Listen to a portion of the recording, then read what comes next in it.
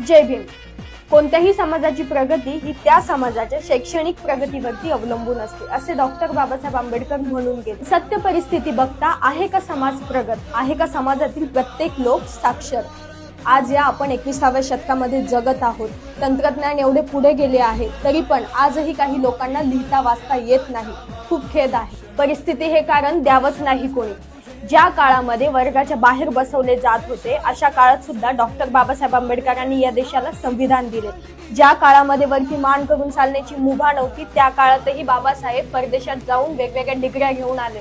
बाबासाहेब आपल्याला शैक्षणिक सोयी, स्कॉलरशिप, आरक्षण यासारखी शिदोरी देऊन गेले. मग नेमकं शिक्षण घेण्यापासून तुम्हाला थांबवतंय तरी कोण?